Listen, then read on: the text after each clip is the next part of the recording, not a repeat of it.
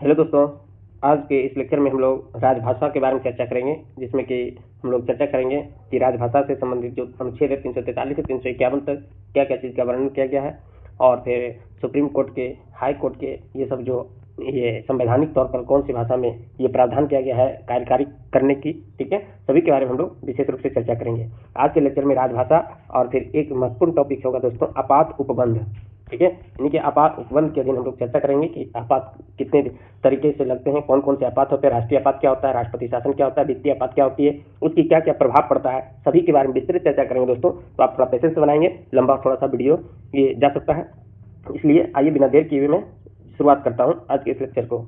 तो राजभाषा का चर्चा दोस्तों किया गया है 343 से 351 तक में, 343 से 351 तक में ये चर्चा किया गया है राजभाषा का। और ये किस भाग में है दोस्तों? भाग 17 में है। 343 के अनुसार कहता है संघ की राजभाषा हिंदी और लिपि जो है देवनागरी होगा।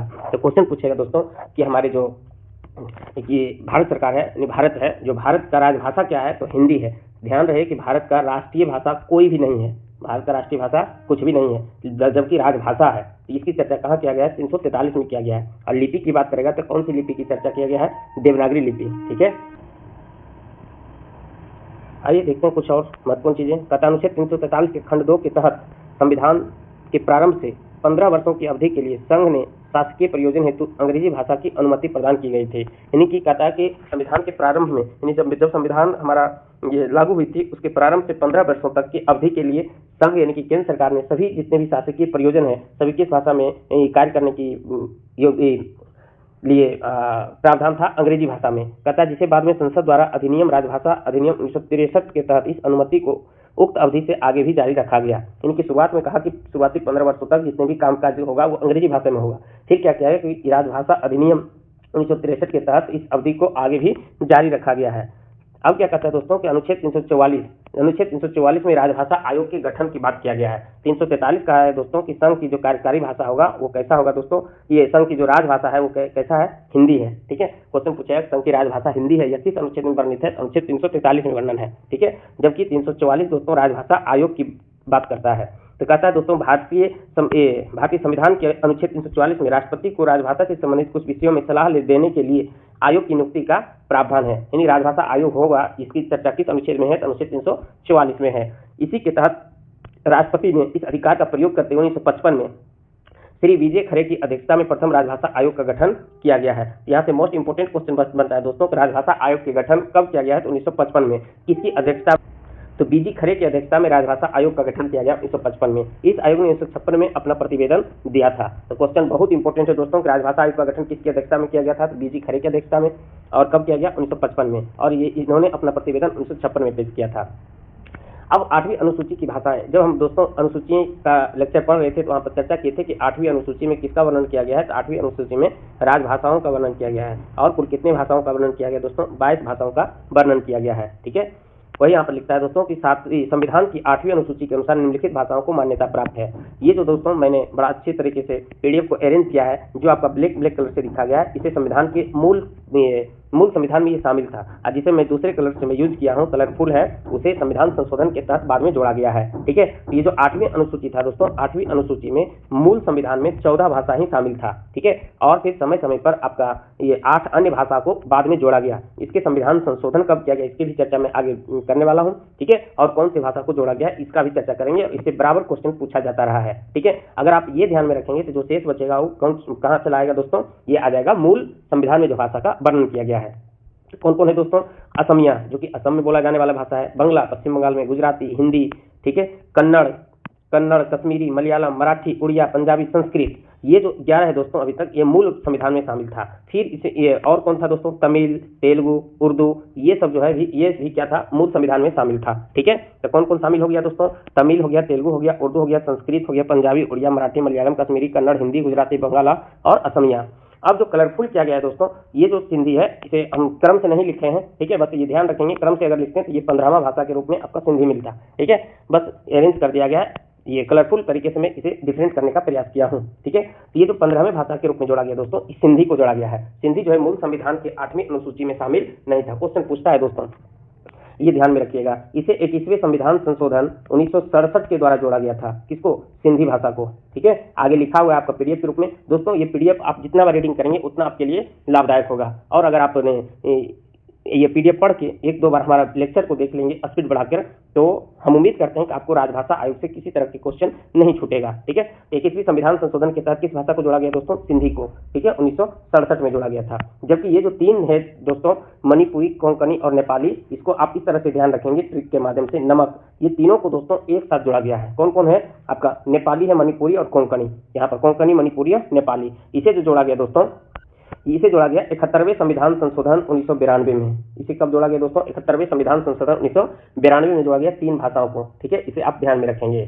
ठीक है, फिर आपका चार अन्य आपका ये भाषाएं हैं, मैथिली, संथाली, डोगरी और बोडो। ठीक है, इसे लोग बोड मास के नाम से ध्यान में रखता है। बोड मास में कैसे ध्यान रखेंगे? बो से हो गया आपका बोडो, दो से हो गया डोगरी, और मो से एम से हो गया आपका मैथिली, और एस से एम ए से मैथिली, और एस से क्या हो गया? संथाली। इसे जो जोड़ा गया दोस्तों, ये 2003 में 92वें संविधान संशोधन के तहत जोड़ा गया है। ठीक है, यहाँ पर वर्णन भी किया गया है कि अभी कुल कितनी भाषाएं दोस्तों? 22 भाषाएं वर्तमान में है। ठीक है, आइए संविधान से जुड़ी जो महत्वपूर्ण भाषाएं हैं और इससे जो फैक्ट बनते हैं उसको भी हम अभी पीडीएफ के माध्यम से देखने का प्रयास करते हैं।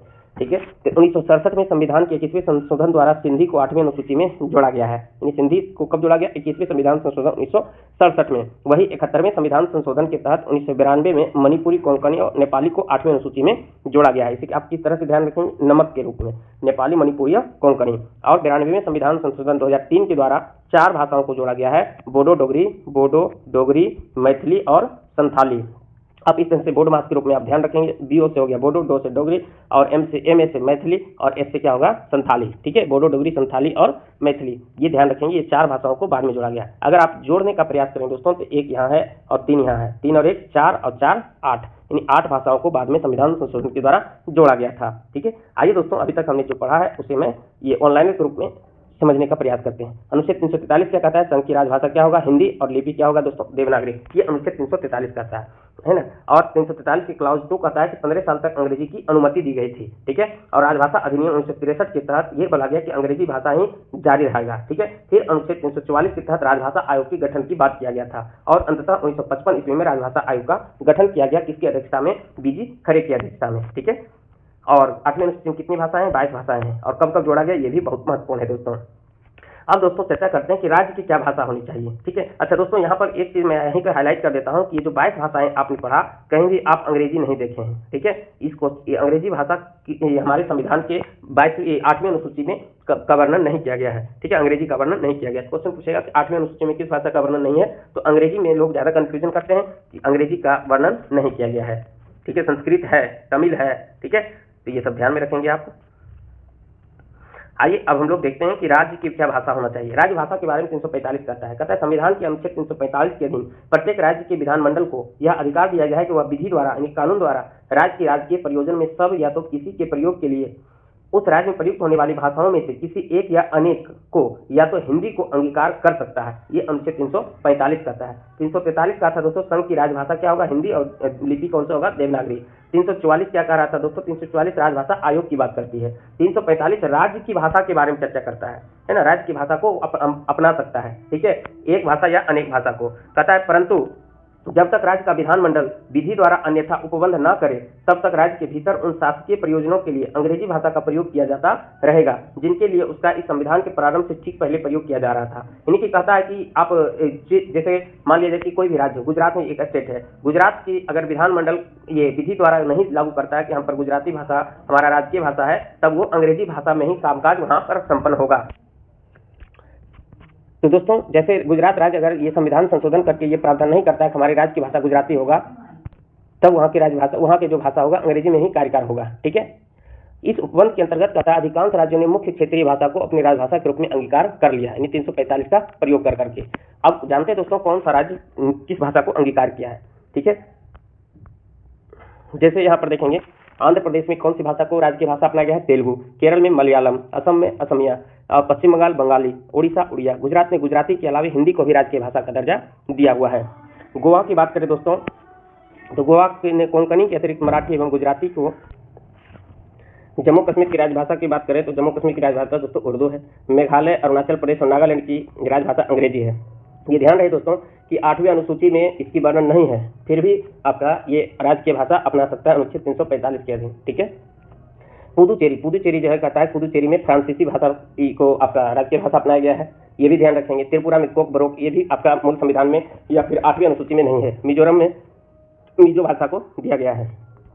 कहता है दोस्तों ध्यान देने योग्य बात यह है कि राज्यों द्वारा भाषा का चुनाव संविधान की 8वीं अनुसूची में उल्लिखित भाषाओं तक ही सीमित नहीं है, यानी कि ऐसा नहीं कि 8वीं अनुसूची में जिसकी चर्चा किया गया है वो आपका वही भाषा को राजभाषा बना सकता है, ये सीमित नहीं है। ठीक है।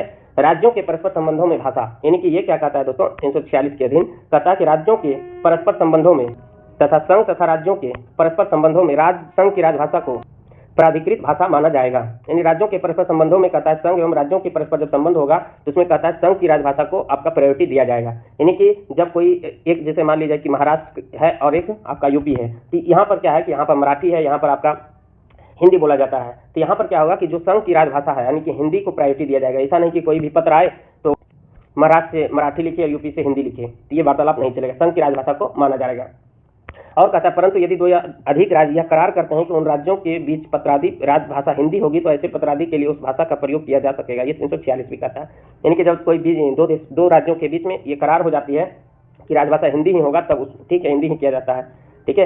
अब जानते दोस्तों कि उच्चतम यानी सुप्रीम कोर्ट और हाई कोर्ट और विधानमंडल की भाषा क्या होगा, इसके बारे में क्या वर्णन किया गया है। कहता है संविधान में प्रावधान किया गया है कि जब तक संसद द्वारा कानून बनाकर अन्यथा प्रावधान न किया जाए तब तक सुप्रीम कोर्ट और हाई कोर्ट की भाषा अंग्रेजी होगी तथा संसद और राज्य विधानमंडल द्वारा पारित कानून अंग्रेजी में ही होगा।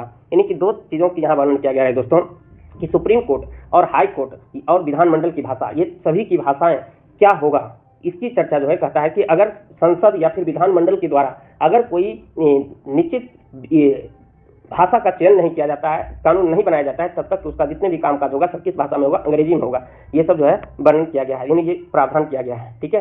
कहता है कि संविधान के अधीन किसी भाषा को राष्ट्रीय भाषा के रूप में नहीं अपनाया गया है, बिल्कुल सही है दोस्तों। इसके अधीन हिंदी को केवल क्या दिया गया है, राजभाषा के रूप में रखा गया है। क्वेश्चन पूछा संघ की राजभाषा क्या है, हिंदी, इसकी चर्चा तो 343 में किया गया है। ठीक है। लेकिन कोई भी राष्ट्रीय भाषा नहीं है, ये भी ध्यान रखें। क्वेश्चन पूछा भारत का राष्ट्रीय भाषा क्या है, तो कोई भी भारत का राष्ट्रीय भाषा नहीं है। इस प्रकार से दोस्तों की राजभाषा से संबंधित जो आपका प्रावधान था वो आपका समाप्त हो जाती है। दोस्तों इससे भी कई क्वेश्चन पूछा जाता है, इसे आप ध्यान में रखेंगे। आइए अब हम लोग दूसरे लेक्चर में चलते हैं और ये लेक्चर थोड़ा लंबा जाएगा क्योंकि इसके अधीन 3 प्रभाव को देखना है। ठीक है। इसका टॉपिक का नाम है दोस्तों आपात उपबंध यानी इमरजेंसी प्रोविजन। कहता है भारतीय संविधान में 3 प्रकार के आपातकाल की व्यवस्था की गई है। एक है राष्ट्रीय आपात, दूसरा है राष्ट्रपति शासन, तीसरा क्या है दोस्तों वित्तीय आपात। ठीक है। राष्ट्रीय आपात की चर्चा दोस्तों अनुच्छेद 352 में किया गया है, जबकि राष्ट्रपति शासन की चर्चा 356 में है और वित्तीय आपात की चर्चा 360 में किया गया है। ठीक है। राष्ट्रीय आपात 352 में है, इसकी घोषणा कहता है निम्नलिखित में से किसी भी आधार पर राष्ट्रपति के द्वारा की जाती है। ठीक है। राष्ट्रपति के द्वारा इसकी घोषणा किया जाता है।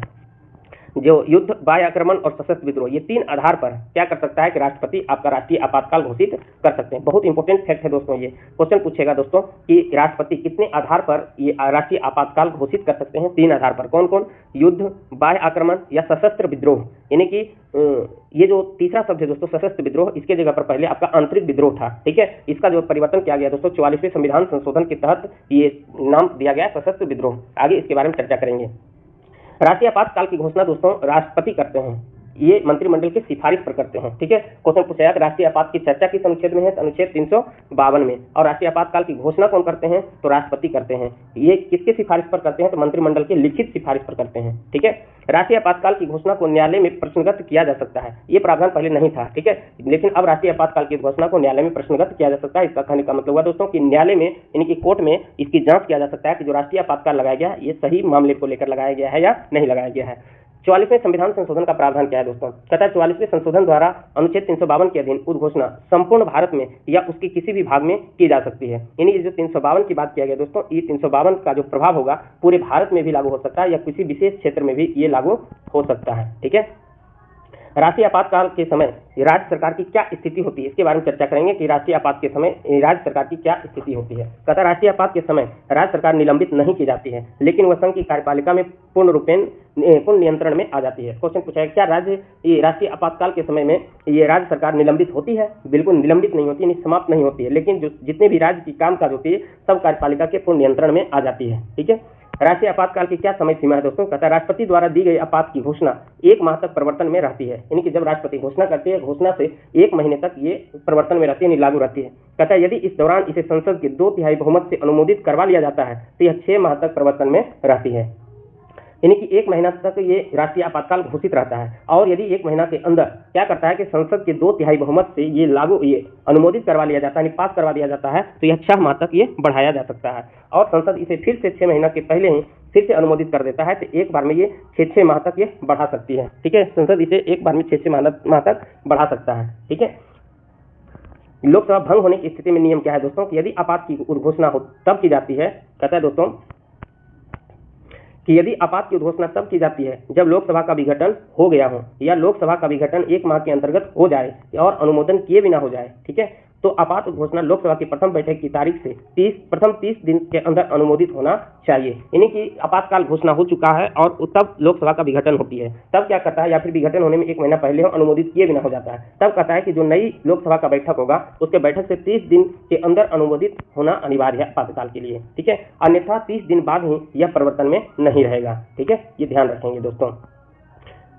अब देखते हैं दोस्तों हम लोग कि आपातकाल वापस कैसे होगा। आपात वापस लेने का क्या प्रावधान है? कहता है यदि लोकसभा साधारण बहुमत से आपात उद्घोषणा को वापस लेने का प्रस्ताव पारित कर देती है तो राष्ट्रपति को उद्घोषणा वापस लेनी पड़ती है, यानी कि अगर आपातकाल लागू हो गया है और 1 महीना से पहले ही लोकसभा साधारण बहुमत से ही अगर वापस लेने की उद्घोषणा कर देती है तो राष्ट्रपति वो उसे वापस ले लेती है। ठीक है, लोकसभा का विशेष अधिवेशन यानी कि स्पेशल सेशन। कहता है आपात उद्घोषणा पर विचार करने के लिए लोकसभा का विशेष अधिवेशन तब आहूत किया जाता है जब लोकसभा का कुल सदस्य का 1/10 सदस्यों द्वारा लिखित सूचना लोकसभा अध्यक्ष को, जब सत्र चल रहा हो तो लोकसभा अध्यक्ष को, जब सत्र नहीं चल रहा हो तो राष्ट्रपति को दी जाती है। ये क्या कह रहा है दोस्तों कि लोकसभा का विशेष अधिवेशन कब बुलाया जाता है? जब कहता है कि आपातकाल उद्घोषण पर विचार करने के लिए लोकसभा का विशेष अधिवेशन बुलाए जाते हैं। कब? कहता है कि जब लोकसभा के कुल सदस्य का 1/10 यानी कि कोरम की बात कर रहा है यहाँ पर। ठीक है, लोकसभा की कोरम की बात कर रहा है, इतने द्वारा लिखित सूचना दिया जाता है। जब सत्र चल रहा हो तो लोकसभा अध्यक्ष को, यानी जब सेशन चल रही हो, और सेशन जब नहीं चल रहा हो तो राष्ट्रपति को ये सूचना दी जाती है,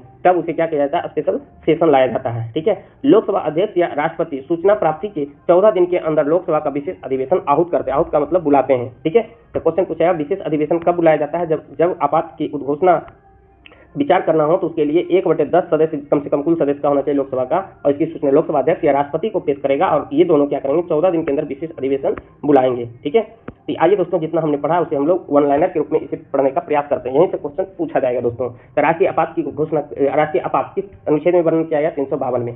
किस आधार पर राष्ट्रीय आपात लगाया जाएगा दोस्तों? ये 3 आधार पर लगाया जा सकता है। युद्ध के आधार पर, बाह्य आक्रमण के आधार पर, सशस्त्र विद्रोह के आधार पर, है ना। 3 आधार पर ये राष्ट्रीय आपात का लागू होगा। कैबिनेट के कैसा सिफारिश होना चाहिए दोस्तों? तो लिखित सिफारिश पर ये लागू करते हैं। कौन करते हैं? तो राष्ट्रपति करते हैं। ठीक है, और 1 महीना के अंदर संसद अनुमोदन कर करके 6 महीना तक बढ़ा सकता है। लोकसभा जब भंग हो जाती है तो 30 दिन में अनुमोदन जरूरी है। जब प्रथम बैठक होती है उससे 30 दिन के अंदर। अगर लोकसभा साधारण बहुमत से आपात वापस लेना चाहती है तो राष्ट्रपति उसे वापस ले लेंगे। 1/10 लिखित सूचना दें तो 14 दिन में विशेष सत्र आपातकाल की घोषणा के प्रभाव आपका हेतु बैठक होगी। जब कभी संविधान के अनुच्छेद 352 के अंतर्गत आपातकाल की घोषणा होती है तो इसके ये प्रावधान होते हैं। क्या क्या होता है दोस्तों? क्या होता है दोस्तों कि राज्य के क्या क्या प्रभाव होते हैं? आइए चर्चा करते हैं। कहता है राज्य की कार्यपालिका शक्ति संघीय कार्यपालिका के अधीन हो जाता है। तो प्रभाव में हम देखे ही थे कि जब राष्ट्रपति शासन ये राष्ट्रीय आपात लगता है उस स्थिति में राज्य की जितने भी कार्यपालिका शक्ति है वो केंद्र के अधीन हो जाती है। इसके अलावा कहता है कि संसद की विधायी शक्ति राज्य सूची से संबद्ध विषयों तक विस्तृत हो जाती है। यानी कि आपको पता होगा दोस्तों कि हमारे 7वीं अनुसूची में 3 प्रकार की सूची है, संघ सूची, राज्य सूची और आपका संवर्ती सूची, है ना। ये 3 सूची में इस पर संघ सरकार कानून बनाती है, इस पर राज्य सरकार, इस पर संघ और राज्य दोनों। तो जब राष्ट्रीय आपातकाल लागू होती है तब क्या होता है दोस्तों कि संसद को, यानी कि केंद्र सरकार को भी ये पावर मिल जाती है कि राज्य सूची पर वो कानून बना सकता है। ठीक है, यानी वही कहता है, अर्थात संसद को राज्य सूची में वर्णित विषयों पर कानून बनाने का अधिकार प्राप्त हो जाता है। ठीक है, अब हाईलाइट पॉइंट क्या है दोस्तों कि राष्ट्रीय आपात 352 के अधीन। राज्य की कार्यपालिका किसके अधीन हो जाता है? केंद्र के अधीन। संसद की विधायी शक्ति क्या हो जाता है कि राज्य सूची तक बढ़ जाती है। राज्यों के मध्य विधायी शक्ति के सामान्य वितरण को निलंबन हो जाता है। ठीक है, राज्यों के मध्य विधायी शक्तियों के सामान्य वितरण का निलंबन हो जाता है, और यद्यपि राज्य विधायिका निलंबित नहीं होती है। संक्षेप में अगर कहें तो संविधान संघीय की जगह एकात्मक हो जाती है और संसद द्वारा आपातकाल में राज्य के विषयों पर बनाए गए कानून आपातकाल की समाप्ति के बाद 6 महीने तक प्रभावी रहता है। यहाँ पर ध्यान देने योग्य यह बात है दोस्तों, ये जो 352 है, 352 जब राज्य में लगाया जाता है तो इस स्थिति में जो हमारे देश की ये व्यवस्था है अर्धसंघात्मक, ये अर्धसंघात्मक का रूप छोड़ करके पूर्णतः ये एकात्मक रूप ले लेती है। ठीक है, इनके सारा पावर केंद्र सरकार के पास में चला जाता है, ये भी आप ध्यान रखेंगे। ठीक है, यानी संघीय की जगह एकात्मक रूप में कार्य करने लगता है। और संसद द्वारा जो राज्य के विषय पर बोले थे कानून बना सकता है, आपातकाल की जब समाप्ति हो जाती है तो उससे 6 महीने के तक ही इसका प्रभाव रह पाता है। ठीक है, जब राष्ट्रीय आपातकाल की घोषणा लागू हो तब राष्ट्रपति केंद्र एवं राज्य के मध्य करों के संवैधानिक वितरण को संशोधित कर सकता है, यानी कि टैक्स का भी संशोधन कर सकता है, यानी कि पहले जितनी राज्य को मिल रहा था हो सकता है उससे कम कर दें। ठीक है, या किसी तरह के बदलाव कर दें। ठीक है, इसका तात्पर्य यह है कि राष्ट्रपति केंद्र से राज्य को दिए जाने वाले धन को यानी वित्त को, रुपये पैसे को कम अथवा समाप्त कर सकता है। ऐसे संशोधन उस वित्त वर्ष की समाप्ति तक जारी रहती है जिसमें आपातकाल समाप्त होता है। ठीक है, इसे आप ध्यान रखेंगे। आइए देखते हैं दोस्तों इसका निचोड़ क्या कहता है। कहता है राष्ट्रीय आपातकाल में राष्ट्रपति कर वितरण बदल सकता है, यानी कि कम कर सकता है या तो पूरी तरह से समाप्त हो सकता है, लेकिन कब तक? जब तक कि आपातकाल लागू है तब तक के लिए ही। ठीक है, केंद्र से राज्यों को मिलने वाले धन अथवा वित्त कम या समाप्त हो सकता है। संशोधन उस वित्त वर्ष के अंत तक लागू रहता है। ये तो चर्चा हो ही गया है। अगला प्रभाव क्या है दोस्तों कि राष्ट्रीय आपातकाल की स्थिति में लोकसभा का कार्यकाल उसके सामान्य कार्यकाल, जो सामान्य कार्यकाल कितना है दोस्तों? 5 वर्ष है। कहता है इससे आगे संसद द्वारा विधि बनाकर एक समय में 1 वर्ष के लिए कितने भी समय तक बढ़ाया जा सकता है, किंतु यह विस्तार आपातकाल की समाप्ति के बाद 6 माह से ज्यादा नहीं हो सकता है। ठीक है, यानी कि जब राष्ट्रीय आपातकाल लग जाता हो तो उस स्थिति में लोकसभा के कार्यकाल को भी क्या कर सकता है दोस्तों? बढ़ाया जा सकता है। ठीक है, तो ऐसा बढ़ा गया है कभी? हाँ, बढ़ा है। कहता है कि उदाहरण के लिए 5वीं लोकसभा जो 1971 से 1977 का कार्यकाल है, ये 2 बार एक समय में 1 वर्ष के लिए बढ़ाया गया था, यानी 2 बार बढ़ाया गया था। बोला है कि यहाँ पर 6 महीने के लिए ही लागू होगा, तो 2 बार 6 महीना करके बढ़ाया है 5वीं लोकसभा। ठीक है, इसमें देश के जो प्रधानमंत्री थी वो इंदिरा गांधी थी। वही यहाँ पर कहता है दोस्तों कि लोकसभा का कार्यकाल 5 वर्ष से आगे बढ़ सकता है, 1 वर्ष में 1 वर्ष का विस्तार होता है, लेकिन आपातकाल खत्म होने के बाद 6 माह से ज्यादा नहीं हो सकता है। उदाहरण है 5वीं लोकसभा ये सेशन है जो 1971 से 1977 तक चला था, यानी कि 6 वर्षों तक इसका कार्यकाल हो गया था। अब हम लोग देखते हैं दोस्तों कि राष्ट्रीय आपातकाल के दौरान ये जो 2 अनुच्छेद है 358 और 359 कहता है राष्ट्रीय आपातकाल में मूल अधिकारों पर प्रभाव का वर्णन करता है ना, यानी कि जब राष्ट्रीय आपातकाल लगता है तो उस दौरान क्या करेगा कि 358 359 हमारे जो फंडामेंटल राइट है दोस्तों उस पर ये प्रभाव दिखाता है। क्या कहता है कि अनुच्छेद 319 द्वारा दिए गए मूल अधिकारों के निलंबन से संबंधित है, जबकि 359 अन्य मूल अधिकारों के निलंबन जैसे कि 20 और 21 को छोड़कर से संबंधित है। यानी कि इसे आप इस तरह से देखेंगे दोस्तों कि 358 केवल 319 को निलंबित करती है, जबकि 359 की बात करें तो 359 जो है अनुच्छेद 19 को छोड़कर और 20 और 21 को भी छोड़कर, है ना, 20 और 21 ऐसे अनुच्छेद है दोस्तों जिसका कि कभी भी कोई भी निलंबन नहीं कर सकता है। कोई भी घोषणा हो, राष्ट्रीय आपातकाल क्यों ना हो, चाहे कोई भी इमरजेंसी आ जाए, 20 और 21 को निलंबन नहीं किया जा सकता है। ठीक है, यानी 358 कहता है दोस्तों कि अनुच्छेद 19 द्वारा प्रदत्त 6 मूल अधिकार स्वतः ही क्या हो जाती है? निलंबित हो जाती है। किस अनुच्छेद के तहत? अनुच्छेद 358 के तहत। दूसरे शब्दों में इसे देखना चाहें तो कहता है राज्य अनुच्छेद 19 द्वारा प्रदत्त 6 मूल अधिकारों को कम करने अथवा हटाने के लिए कानून बना सकता है अथवा कोई कार्यकारी निर्णय भी ले सकता है। यानी क्वेश्चन पूछेगा कि जब राष्ट्रीय आपातकाल लागू होती है तो उस दौरान हमारे जो अनुच्छेद 19 के अधीन 6 प्रकार की स्वतंत्रता है दोस्तों, बोलने की स्वतंत्रता, घूमने की स्वतंत्रता, रहने की स्वतंत्रता, संघ बनाने की स्वतंत्रता, व्यापार करने की स्वतंत्रता, ये समाप्त हो जाती है। ये किस अनुच्छेद के तहत? अनुच्छेद 358 के तहत। ठीक है, कहता है ऐसे किसी कानून अथवा कार्य को इस आधार पर यह अनुच्छेद 319 द्वारा 6 मूल अधिकारों का उल्लंघन है, ये चुनौती नहीं दी जा सकती है। ये भी आप ध्यान रखेंगे। कहता है जब राष्ट्रीय आपातकाल समाप्त हो जाती है तो अनुच्छेद 19 स्वतः ही पुनर्जीवित हो जाती है, यानी कि जब आपातकाल समाप्त हो जाएगी तब ये अनुच्छेद 19 जो है वो स्वतः यानी अपने से राष्ट्रपति को घोषणा करने की कोई जरूरत नहीं है। ठीक है, ठीक उसी प्रकार से जैसे ये निलंबित हो जाती है स्वतः 358 राष्ट्रीय आपातकाल लगा तो 358 सक्रिय हो जाती है और अनुच्छेद 19 को निलंबित कर दिया जाता है। और जैसे ही राष्ट्रीय आपातकाल समाप्त हुई तो 358 ये भी पावर देती है तो अनुच्छेद 19 फिर से पुनः लागू हो जाती है। 1978 के 44वें संविधान संशोधन अधिनियम के द्वारा 358 की संभावना पर 2 प्रकार से प्रतिबंध लगा दिया गया है। क्या प्रतिबंध है दोस्तों? कथा अनुच्छेद 19 द्वारा प्रदत्त 6 मूल अधिकारों को युद्ध अथवा बाह्य आक्रमण के आधार पर घोषित आपातकाल में ही निलंबित किया जा सकता है, ना कि सशस्त्र विद्रोह के आधार पर। दोस्तों अभी आपने पढ़ा कि आपातकाल 3 स्थिति में लग सकता है। कौन कौन स्थिति था दोस्तों? तो पहला था आपका ये युद्ध, किसी प्रकार की युद्ध हो, दूसरा था बाह्य आक्रमण और तीसरा था सशस्त्र विद्रोह। सशस्त्र विद्रोह का मतलब हुआ कि देश के अंदर ही जो आपका हमारी सेना है वो विद्रोह कर दे तो वो सशस्त्र विद्रोह है। सशस्त्र विद्रोह की जगह पर पहले था दोस्तों आपका आंतरिक विद्रोह। ठीक है, आंतरिक विद्रोह था। ये आंतरिक विद्रोह को समाप्त करके 44वें संविधान संशोधन के तहत ही सशस्त्र विद्रोह किया गया था। तो यहाँ पर क्या कहता है दोस्तों कि जब अनुच्छेद ये 44वें संविधान संशोधन के तहत 2 प्रकार के परिवर्तन किया गया है। कहता है अनुच्छेद 19 द्वारा जो 6 प्रकार के मूल अधिकार है वो केवल 2 आधार पर ही समाप्त हो सकता है, युद्ध और बाह्य आक्रमण पर। यानी किसी देश के साथ युद्ध कर रहा है हमारा देश तब ये निलंबित किया जा सकता है, या फिर कोई अन्य देश हमारे देश पर ही अटैक कर दिया है उस स्थिति में अनुच्छेद 19 जो है हमारा निलंबित हो जाएगी। लेकिन अगर कोई सशस्त्र विद्रोह हो रही है तो उस आधार पर 319 जो अनुच्छेद 19 है वो आपको निलंबित नहीं होगी, नहीं समाप्त नहीं होगी, यही यहाँ पर कहना चाह रहा है। ठीक है, दूसरा जो है प्रतिबंध क्या किया गया दोस्तों, केवल उन विधियों को जो आपातकाल से संबंधित है चुनौती नहीं दी जा सकती है तथा ऐसे विधियों के अंतर्गत दिए गए कार्यकारी निर्णय को भी चुनौती नहीं दिया जा सकता है। यानी जब जो कार्य आपात के अनुसार है, आपात के लिए कार्य किया गया है, आपातकाल के लिए, उसे न्यायालय में चुनौती नहीं दी जा सकती है। ठीक है, अब देखते हैं दोस्तों अन्य मूल अधिकारों का निलंबन। तो बार बार चर्चा हो रही है दोस्तों कि अन्य अनुच्छेद 358 कहता है कि जो 19 में 6 प्रकार की स्वतंत्रता है उसे निलंबित करेगा, लेकिन 19 के अलावे जो भी अनुच्छेद है, ठीक है, मौलिक अधिकार है, किसको किसको छोड़कर 20 और 21 को तो छेड़ना ही नहीं है, इसको छोड़कर 19 के अलावे जो जो भी अधिकार है, ठीक है, 22 है, 23 है, 24 है, ये सब जो अधिकार है इसको जो निलंबित करने की पावर है वो किसके पास है दोस्तों, अनुच्छेद 359 के तहत है। तथा अन्य मूल अधिकारों का निलंबन अनुच्छेद 359 राष्ट्रपति को आपातकाल में मूल अधिकारों को लागू करने के लिए न्यायालय जाने के अधिकार को निलंबित करने के लिए अधिकृत करता है। यानी यहाँ पर यह कह रहा है दोस्तों कि अगर 359 के तहत राष्ट्रपति को आपातकाल में मूल अधिकार को लागू करने के लिए न्यायालय में जाने के लिए ये निलंबित करता है। यानी कि 359 ये कहता है कि जब लोग, जैसे मान लिया जाए कि आपका 14 अनुच्छेद 14 आपका ये निलंबित किया जा रहा है, ठीक है, तो जब 14 निलंबित किया जा रहा है तो लोग क्या कर सकता है कि सुप्रीम कोर्ट या हाई कोर्ट सामान्य स्थिति में तो जा सकता है, ये अनुच्छेद 32 के तहत कार्य करेगा, ये 226 के तहत कार्य करेगा। लेकिन जब राष्ट्रीय आपातकाल लगा हो तो उस स्थिति में 359 यहाँ पर रोकता है कि राष्ट्रपति को यह शक्ति देता है कि अन्य मूल अधिकार को भी ये निलंबित कर सकता है। ठीक है, इन्हें न्यायालय में जाने के लिए अधिकार को निलंबित करते हैं, लोग नहीं जा सकता जब राष्ट्रीय आपातकाल लग रहा हो तब। वही यहाँ पर कहता है कि अतः 359 के अंतर्गत मूल अधिकार नहीं अपितु उनको लागू होना निलंबित होता है। वास्तव में ये अधिकार जीवित रहते हैं, केवल इनके तहत उपचार संबंधित होता है। ठीक है, आगे यह निलंबन उन्हीं मूल अधिकारों से संबंधित होता है जो राष्ट्रपति के आदेश में वर्णित होता है, यानी कि जो राष्ट्रपति आदेश देगा वही आपका निलंबित होगा। तथा जब राष्ट्रपति का आदेश प्रभावी रहता है तो राज्य उस मूल अधिकारों को रोकने एवं हटाने के लिए कोई भी विधि बना सकता है या कार्यकारी कदम उठा सकता है, यानी जब राष्ट्रपति का आदेश हो जाए तब निलंबन करने के लिए। कहता ऐसी किसी भी विधि या कार्य को इस आधार पर चुनौती नहीं दी जा सकती, यह संबंधित मूल अधिकार से साम्य नहीं रखता है। ठीक है, जब राष्ट्रीय आपातकाल लगा हो। कहता है इस विधि के प्रभाव में किए गए विधायी एवं कार्यकारी कार्यों को आदेश समाप्ति के उपरांत चुनौती नहीं दी जा सकती है, ये भी ध्यान रखेंगे।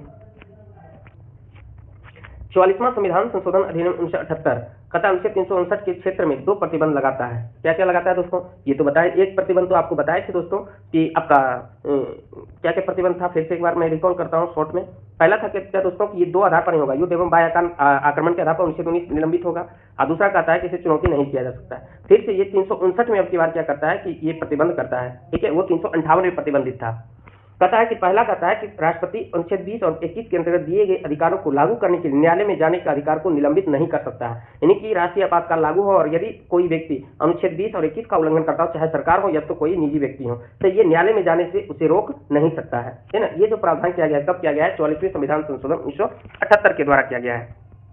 यानी अपराध के लिए दोष सिद्धि के संबंध में संरक्षण का अधिकार ये कहाँ चर्चा किया, अनुच्छेद 20 में। अपराध एवं दैहिक स्वतंत्रता का अधिकार अनुच्छेद 21 में किया गया है। यह आपातकाल में भी क्या होगा, प्रभावी रहेगा, निलंबित नहीं किया जा सकता है।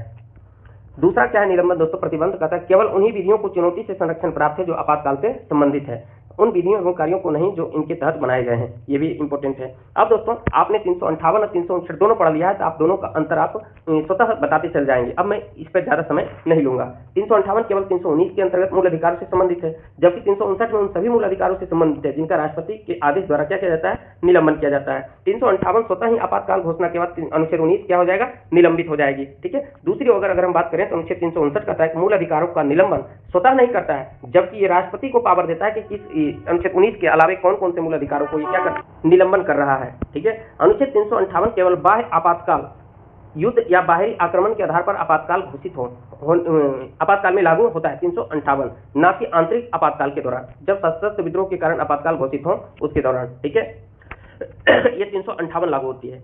दूसरी अगर 359 की बात करें तो 359 कहता है कि बाह्य एवं आंतरिक दोनों आपातकाल में ये लागू होता है, यानी 358 केवल और केवल 2 आधार पर, युद्ध एवं बाह्य आक्रमण के आधार पर ही ये 358 लागू होती है, जबकि 359 की बात करें तो ये बाहरी एवं आंतरिक यानी सभी प्रकार के में ये लागू होता है। 358 का अनुच्छेद 19 को आपातकाल की संपूर्ण अवधि के लिए निलंबित कर देता है, ठीक है, यानी जब तक आपातकाल हो तब तक के लिए। लेकिन 359 कहता है कि मूल अधिकारों के निलंबन को राष्ट्रपति द्वारा उल्लेखित अवधि के लिए ही लागू किया जा सकता है। इसको इस तरह से समझेंगे दोस्तों, जब राष्ट्रीय आपातकाल लागू होता है तो 358 कहता है कि जब तक आपातकाल रहेगा तब तक अनुच्छेद 19 आपका निलंबित रहेगा। लेकिन 359 में यह प्रावधान है दोस्तों कि अगर राष्ट्रपति चाहे जितने समय के लिए ही उतने समय तक ही अन्य मूल अधिकार निलंबन में रह सकता है। यह अवधि संपूर्ण आपातकालीन अवधि या अल्प अवधि का भी हो सकता है। अगला आंसर क्या है दोस्तों, अनुच्छेद 358 संपूर्ण देश में और 359 संपूर्ण देश अथवा किसी भाग विशेष में लागू हो सकता है। 358 19 को पूर्ण रूप से निलंबित कर देता है, जबकि 359 20 एवं 21 के निलंबन को लागू नहीं कर सकता है। आइए दोस्तों, जो हमने अभी पढ़ा है उसे हम वन लाइनर के रूप में देखने का प्रयास करते हैं। 358 क्या था, अनुच्छेद 19 को स्वतः लागू कर सकता है केवल बाह्य आपातकाल के आधार पर, युद्ध और बाहरी आक्रमण के आधार पर, सशस्त्र विद्रोह पर नहीं। जबकि अगर हम बात करें अनुच्छेद 359, ये कहता है राष्ट्रपति को आदेश से अन्य अधिकार, लेकिन अनुच्छेद 20 21 को नहीं कर सकता है निलंबन। 358 359 में अंतर ये तो देख लिए थे, लगता है रिपीट हुई थोड़ा सा। कहता है 358 राज्य को अनुच्छेद 19 के अंदर मूल अधिकारों से साम्य नहीं रखने वाले नियम बनाने का अधिकार देता है। अनुच्छेद 59 केवल उन्हीं मूल अधिकारों से संबंधित कार्य करने का अधिकार होता है जो राष्ट्रपति, ये तो सब देख चुके हैं। अब हम लोग देखते हैं दोस्तों कि कब कब ये आपका राष्ट्रीय आपातकाल लगा है भारत में, ठीक है, यानी अनुच्छेद 352 के अधीन राष्ट्रीय आपातकाल कब कब लगा है। कहता है बाह्य आक्रमण के आधार पर आपात की प्रथम घोषणा चीनी आक्रमण के समय 26 अक्टूबर 1962 को की गई थी। पहली बार आपातकाल कब लगा था दोस्तों, 1962 में, भारत चीन युद्ध के समय में, ठीक है, और यह उद्घोषणा 10 जनवरी 1968 को वापस ले लिया गया था, ठीक है, 62 में लगा था और 1968 में वापस लिया गया, है ना, बहुत लंबा ये आपातकाल रहा था पहली बार। अब पुनः जो है दूसरी बार अगर आपातकाल की बात करें तो ये 3 दिसंबर 1971 को पाकिस्तान से युद्ध के समय में लगाया गया था, और ये जो हुआ था बाह्य आक्रमण के आधार पर लगाया गया था। और तीसरी बार राष्ट्रीय आपातकाल जो है 26 जून 1975 को आंतरिक अशांति यानी आंतरिक गड़बड़ी के आधार पर जारी की गई थी। यानी कि ये जो भारत में अभी तक दोस्तों 3 ही राष्ट्रीय आपातकाल लगा है, एक लगा है 1962 में, एक लगा है 1971 में, एक लगा है 1975 में, ठीक है, भारत चीन युद्ध के समय, और ये भारत पाक युद्ध के समय, ये वाला, और 1975 में लगा है दोस्तों आंतरिक अशांति के समय में। दूसरे और तीसरे के जो आपातकाल की घोषणा है उसे वापस लिया गया 1977 में, ठीक है। तो महत्वपूर्ण जो फैक्ट है उसे मैं एक बार में देखने का प्रयास करता हूं कि 26 अक्टूबर 1962 को चीन युद्ध में पहली बार आपातकाल की घोषणा हुई, 10 जनवरी 1968 को पहली आपातकाल समाप्त हो गया था, ठीक है, 3 दिसंबर 1971 को पाकिस्तान युद्ध के समय में दूसरी बार आपातकाल, और तीसरी बार 26 जून 1975 को आंतरिक गड़बड़ी के आधार पर, और दूसरी एवं तीसरी बार आपातकाल समाप्त किया गया मार्च 1977 में। तो दोस्तों इस प्रकार से आपका राष्ट्रीय आपात समाप्त होती है। अब दूसरे प्रावधान के बारे में पढ़ेंगे हम लोग, राज्य में राष्ट्रपति शासन। राष्ट्रपति शासन की चर्चा अनुच्छेद 356 में किया गया है, ठीक है, आइए इसको भी देख लेते हैं हम। अनुच्छेद 356 के अधीन कहता है राष्ट्रपति किसी राज्य में यह समाधान हो जाने पर कि राज्य में संवैधानिक तंत्र विफल हो गया हो अथवा राज्य संघ की कार्यपालिका के किन्हीं निर्देशों का अनुपालन करने में असमर्थ रहता हो तो आपात स्थिति की घोषणा कर सकता है। यहाँ पर यह ध्यान रखेंगे दोस्तों कि राष्ट्रपति शासन, थोड़ा सा यहाँ पर ध्यान देंगे दोस्तों, यह है राष्ट्रपति शासन, ठीक है। राष्ट्रपति शासन कब लगेगा, जब ऐसा लग जाए संघ सरकार को कि राज्य में संवैधानिक तंत्र विफल हो रहे हैं, संविधान के अनुसार कार्य नहीं हो रही है, तब क्या कर सकता है कि संघ की कार्यपालिका, या फिर दूसरा कारण क्या हो सकता है दोस्तों कि संघ की कार्यपालिका के निर्देश का अनुपालन करने में असमर्थ हो, तब ये राष्ट्रपति शासन लागू हो सकता है, ठीक है। इन 2 आधार पर राष्ट्रपति शासन लागू होगा। पहला, राज्य में संवैधानिक तंत्र से विफल हो जाए, और दूसरा, या तो संघ की कार्यपालिका जो केंद्र सरकार ने की कार्यपालिका है उसके कोई निर्देश दिया गया तो उसका अनुपालन करने में वो असमर्थ हो रहा हो। राज्य में आपात की घोषणा के बाद संघ न्यायिक कार्य छोड़कर राज्य प्रशासन के कार्य अपने हाथ में ले लेता है, यानी कि जब राष्ट्रपति शासन होती है, लागू होती है, तो उस स्थिति में क्या होता है कि राज्य के जितने भी न्यायिक कार्य छोड़कर सारा कार्य राज्य प्रशासन अपने हाथ में ले लेता है।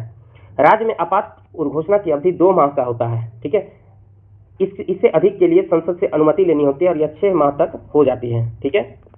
अधिकतम 3 वर्ष तक यह एक राज्य के प्रवर्तन में रह सकता है ना, यानी 3 वर्ष तक 6 माह तक के लिए क्या किया जा सकता है, बढ़ाया जा सकता है। इससे अधिक के लिए संविधान में क्या करना पड़ेगा, संशोधन करना होगा। तो 356 क्या कहता है दोस्तों कि राष्ट्रपति शासन लगाया जा सकता है कब, जब संवैधानिक तंत्र विफल हो जाए या संघ सरकार के कार्य निर्देश पर का अनुपालन नहीं कर पा रहा हो। पहली बार जब लागेगा तो कितने महीने के लिए, 2 महीने के लिए, और जब संसद की अनुमति मिल जाएगी तब उसे 6 महीने तक बढ़ा सकता है, और अधिकतम कितने वर्ष तक, तो 3 वर्ष तक बढ़ा दिया जा सकता है। 356 के महत्वपूर्ण तथ्य कहता है कि सर्वप्रथम 20 जुलाई 1951 को पंजाब राज्य में अनुच्छेद 356 का प्रयोग किया गया, ठीक है, कि भागवत मंत्रिमंडल के पतन के कारण। क्वेश्चन पूछेगा दोस्तों कि 356 का प्रयोग पहली बार कब किया गया था, तो पंजाब में 20 जुलाई 1951 को किया गया था।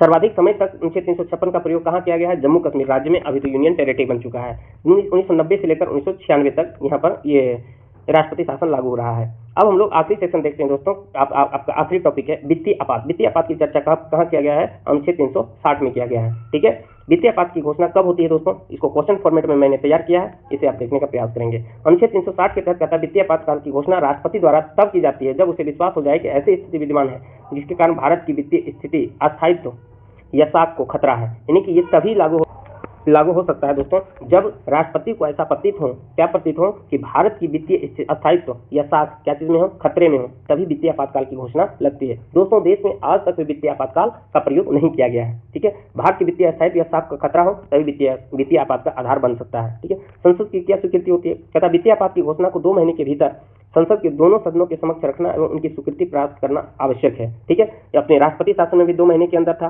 अब आपका वित्तीय आपात में भी 2 महीने के अंदर, जबकि आपका राष्ट्रीय आपात था उसे 1 महीने में ही अनुमोदन कराना आवश्यक थी। 2 महीने के अंदर संसद के दोनों सदनों से मंजूरी जरूरी होती है।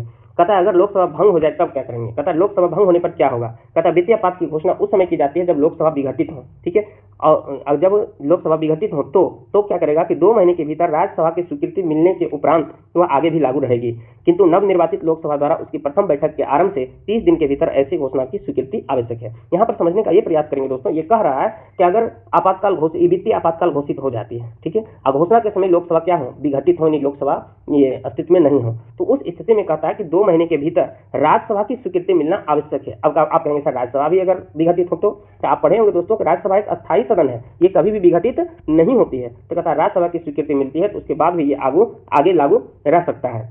लेकिन जैसे ही नवनिर्वाचित लोकसभा का गठन होती है उसकी प्रथम बैठक के अंदर 30 दिन के भीतर ऐसी घोषणा का स्वीकृति क्या है? आवश्यक है ना। वही यहाँ पर लिखा है कि लोकसभा भंग हो तो राज्यसभा से मंजूरी और नई लोकसभा की पहली बैठक से 30 दिन के अंदर मंजूरी आवश्यक है। कहता है ये कब तक रह सकता है? कहता है इसकी अधिकतम समय सीमा निर्धारित नहीं किया गया है, कभी तक भी ये लागू हो सकता है। यानी एक बार यदि संसद के दोनों सदनों से मंजूरी प्राप्त हो जाए तो वित्तीय आपातकाल अनिश्चित काल के लिए तब तक प्रभावी रहेगा जब तक कि वापस ना ले लिया जाए। ठीक है, ये ध्यान रखेंगे। रुपया पैसा ही नहीं रहेगा दोस्तों तो सेशन कहाँ चलेगा? तो ये जब तक की स्थिति सही नहीं हो जाए तब तक के लिए लागू रहता है। बार-बार कितना सेशन को बुलाया जाएगा। राष्ट्रपति वित्तीय आपात की घोषणा किसी भी समय वापस ले सकते हैं। ठीक है, वित्तीय आपात की कोई अधिकतम समय सीमा नहीं, राष्ट्रपति कभी भी वापस ले सकता है। आप जानते हैं दोस्तों वित्तीय आपात का क्या प्रभाव है? ठीक है, कहता है कि उच्चतम न्यायालय या उच्च न्यायालय के न्यायाधीशों या संघ तथा राज्य सरकार के अधिकारियों के वेतन में क्या किया जा सकता है? कमी किया जा सकता है। यानी कि जब वित्तीय संकट उत्पन्न हो जाए तो उस स्थिति में सुप्रीम कोर्ट, हाई कोर्ट या फिर केंद्र सरकार और राज्य सरकार के अधीन जितने भी अधिकारी होंगे उनके वेतन में कमी की जा सकती है। जज, सरकारी अधिकारी वेतन घट सकता है। ठीक है, राष्ट्रपति आर्थिक दृष्टि से किसी भी राज्य सरकार को निर्देश दे सकता है ना, किसी की टैक्स जो मिल रहा था उसमें कमी किया जा सकता है ना। राज्यों को आर्थिक निर्देश देने की शक्ति किसको है? राष्ट्रपति को प्राप्त है। राष्ट्रपति को यह अधिकार प्राप्त हो जाता है कि वह राज्य सरकारों को यह निर्देश दे कि राज्य के समस्त वित्त विधेयक उसकी स्वीकृति से विधानसभा में प्रस्तुत किया जाए। यानी कि जब देश में ही वित्तीय संकट उत्पन्न हो चुकी है तो जो राज्य की वित्त विधेयक होता है वो राज्यपाल की स्वीकृति से नहीं बल्कि राष्ट्रपति की स्वीकृति से संसद में या विधानमंडल में प्रस्तुत किया जाए। ठीक है, यानी वही यहाँ पर लिखा है कि राज्य के सभी वित्त विधेयक राष्ट्रपति की मंजूरी से ही पेश होंगे। अगला कहता है राष्ट्रपति केंद्र एवं राज्यों में धन संबंधी विभाजन के प्रावधानों में आवश्यक संशोधन कर सकता है, नहीं घटा भी सकता है या समाप्त भी कर सकता है कुछ समय के लिए। आइए दोस्तों इसको हम लोग 1 मिनट में क्या करते हैं, क्विक रिवीजन करने का प्रयास करते हैं कि वित्तीय आपातकाल की चर्चा कहाँ किया गया? अनुच्छेद 360 में। किस कारण से किया जा सकता है? जब भारत की वित्तीय स्थिति खतरे में हो या साख खतरे में हो। इसे मंजूरी 2 महीने में संसद के दोनों सदन से होना आवश्यक है। यदि लोकसभा भंग हो तो उस स्थिति में पहले राज्यसभा फिर नई लोकसभा 30 दिन के अंदर ये स्वीकृति देगा। अधिकतम कब तक रख सकता है? कोई सीमा नहीं है ना, और निश्चित काल तक। इसका प्रभाव क्या है दोस्तों? वेतन कर सकता है, राज्यों के आर्थिक निर्देश दिया जा सकता है, वित्त विधेयक राष्ट्रपति की अनुमति से पेश किया जाएगा, धन विभाजन में क्या किया जा सकता है? संशोधन किया जा सकता है। दोस्तों इस प्रकार से आपका एक महत्वपूर्ण टॉपिक जो आपका राजभाषा और फिर राज्य आपात उपबंध ये समाप्त हो जाती है। अगर हमारा ये लेक्चर आपको पसंद आता हो तो हमारे YouTube चैनल जी के हब बाय रामविलास सर है, इसे सब्सक्राइब करें, अपने दोस्तों को शेयर भी करें और अच्छे कमेंट भी करें, हमारे वीडियो को लाइक भी करें। जय हिंद, जय भारत।